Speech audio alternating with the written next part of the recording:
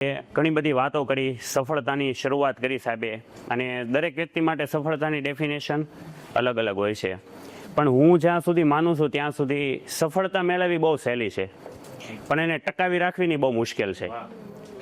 અને એનું હું તમને એક પરફેક્ટ એક્ઝામ્પલ આપું. આમાં ઘણા ખરા ઓળખતા છે, વિનોદ કાંબલી અને સચિન તેંડુલકર.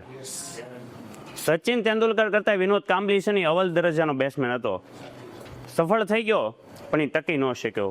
એના માટે સૌથી વધુ ઇમ્પોર્ટન્ટ છે ડિસિપ્લિન.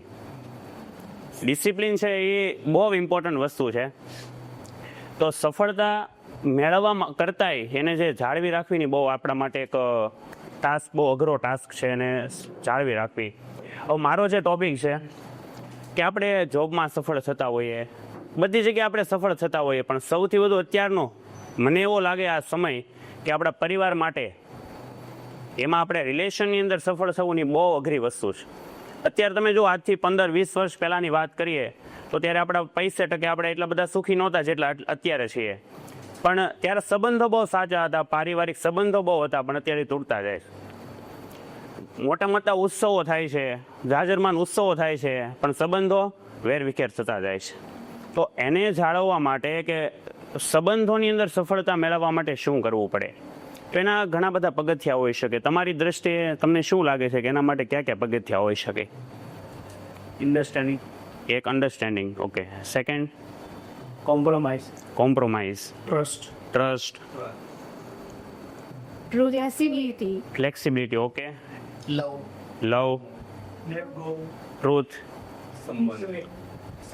સંબંધ, જતું કરવું, ઓકે. લેટ ગો, આપવાની ભાવના, ઓકે. Satisfaction, respect, okay.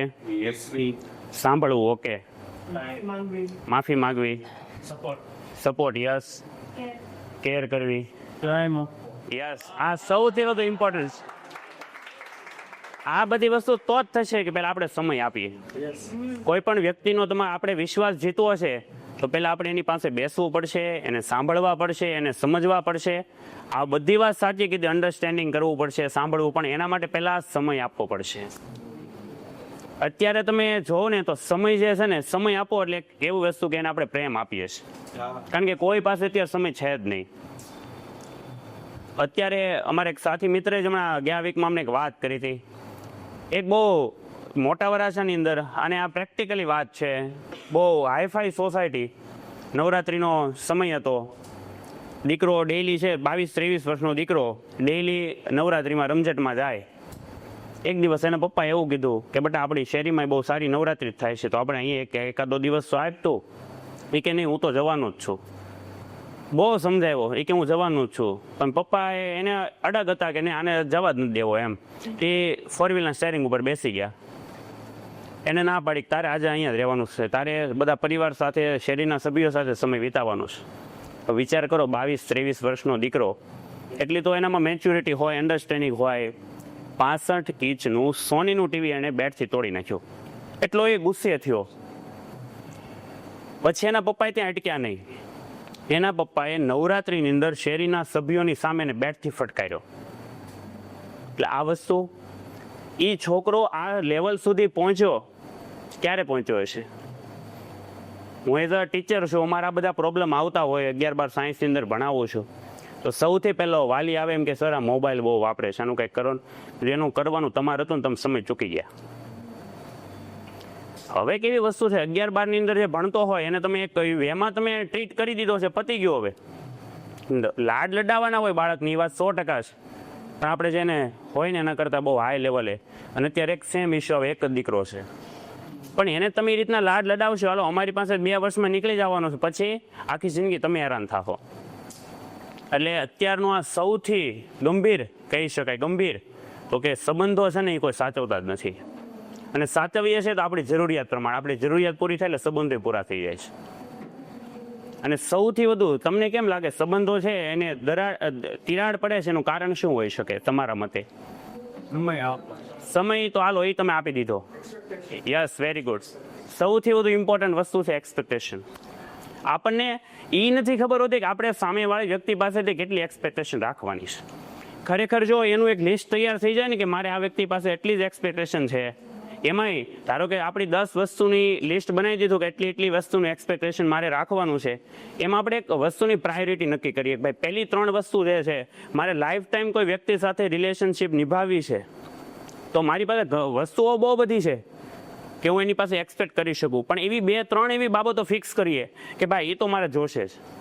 બાકીની વસ્તુ સપોઝ કરો ફરવા જવું એ મારી પ્રાયોરિટીના 10મા નંબરે છે, 10મા નંબરે, તો સપોઝ કરો ફરવા નહીં જવાય તો મારે રિલેશનશિપમાં એટલું બધું એને મગજ ઉપર એ નથી આવી થવા દેવાનું, કારણ કે એ મારી પ્રાયોરિટીના કયા નંબરે છે, 10મા નંબરે, ફર્સ્ટ થર્ડમાં નથી આવતી. એટલે પ્રોબ્લેમ આ છે, કારણ કે આપણને એ જ નથી ખબર પડતી કે સામેવાળી વ્યક્તિ, એમાં હું પણ આવી ગયો કે સામેવાળી વ્યક્તિ પાસેથી આપણે કેટલી વસ્તુને એક્સપેક્ટ કરી શકીએ. એટલે આ બહુ અઘરી વસ્તુ છે. અને બીજું એક આપણી બધાની એક માનસિકતા હોય, બહુ બધા આપણે રિલેશન બાંધતા હોઈએ, આપણે ઉપર કોઈ લોકો ફોકસ કરે, આપણને ફોલો કરે, આ અત્યારે ટ્રેન્ડ થઈ ગયો છે, હમણાં કેમ વાત કરી, પણ ખરેખર બધા જ સંબંધો નિભાવવા એ જરૂરી નથી, મને એવું લાગે છે. કારણ કે એ પ્રાયોરિટી આપણે સેટ કરવાની છે કે આપણે કોને કેટલી પ્રાયોરિટી આપવાની છે. અને સૌથી મોટી આપણે જે ભૂલ કરતા હોઈએ, હું અને તમે બધા, આપણે દરેક જગ્યાએ જીતવાની ટ્રાય કરીએ છીએ. ખરેખર નથી જીતવાનું. જીતીને ક્યાં જવું છે આપણે? બને તો હારી જઈએ એમ, કે જેનાથી સંબંધ સચવાતો હોય હારવાથી, તો એ મોટી જીત જ કહેવાય. જનરલી આ દરેક જગ્યાએ આ જ ઇસ્યુ છે. સમય અત્યારે તમે જુઓ જેટલા થતા નથી ને એટલા તૂટે છે, આપણે સાંભળતા હોઈએ છીએ. એનો મેન ઇસ્યુ શું છે? પૈસા કોઈ અત્યારે તમે જુઓ તો પહેલાના સમય કરતાં જ્યારે બહુ વસ્તુ બધું તમે માગો એ વસ્તુ મળે છે અત્યારે, પણ તકલીફ આ છે મેન, એક્સપેક્ટેશન આ થઈ ગઈ છે. બીજું કે આપણે દરેક વાતને એવું બોલતા હોઈએ એડજસ્ટમેન્ટ, પણ ખરેખર આમ જોવો ને તો એડજસ્ટમેન્ટ કરવાનું હોતું જ નથી, એની જરૂર જ નથી.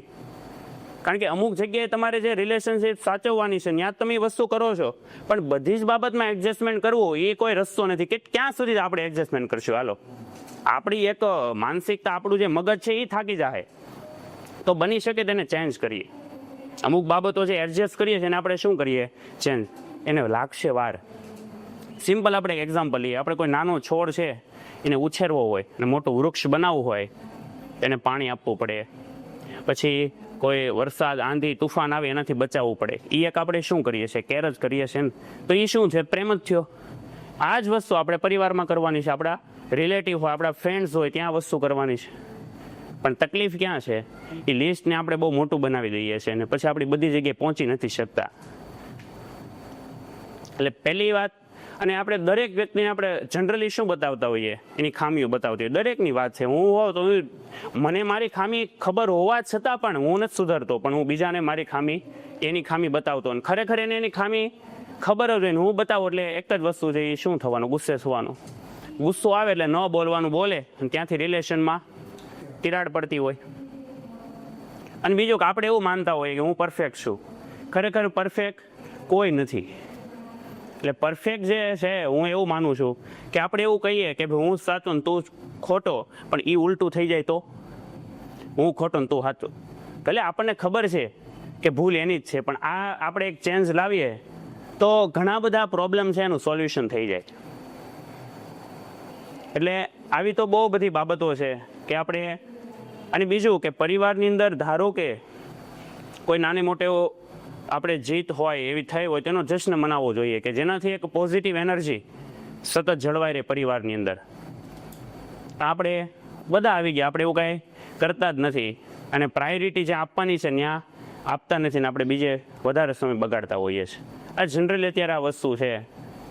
ઘણીવાર કેવું થાય કે કોઈ મોટા માણસો હોય સમાજની અંદર, એને આપણે પૂછતા હોય કે તબિયત પાણી કેમ છે. આપણે પર્સનલી આપણો ટાઈમ ન હોવા છતાંય પણ આપણે એને મળવા જતા હોઈએ. કેમ? આપણે જરૂરિયાત છે, આપણો કાંઈક સ્વાર્થ છે ત્યાં, કે ભાઈને મળીશ તો મારું કાંઈક ગમે ને એમ મારી ઓળખાણ થશે. ઘરે મમ્મી પપ્પા હોય ને આપણે ક્યારે પૂછતા જ નથી તમને કેમ છે. આ ખરેખર અત્યારના જીવનની આ વાસ્તવિકતા છે. આપણને ખબર છે, મને ખબર છે, પણ હું પણ સ્વીકારતો નથી. એક જ વસ્તુ બધાને મોટું થવું છે, પણ આપણે એ નથી જોતા કે એ મોટું થઈને આપણે જવું જ ક્યાં, શું મળવાનું છે. આપણે ક્યારે એવું દુઃખી થયા કે હું અમેરિકાનો પ્રેસિડેન્ટ ન બની શક્યો? એમાં આપણે ક્યારે દુઃખી થયા? પણ આપણે દુઃખી એમાં થઈએ છીએ કે હું જાતો તો ને મારે 25 રૂપિયા પડી ગયા, એમાં આપણે બહુ દુઃખી થઈએ છીએ. પણ ખરેખર એ 25 રૂપિયા પડી ગયા એ બહુ નાની વસ્તુ હતી ને, અને ઓલા પ્રેસિડેન્ટની વાત બહુ મોટી હતી. એટલે એનો મતલબ કે આપણે નાની નાની વાતો જે છે એને મોટી કરી અને દુઃખી થતા હોઈએ છીએ.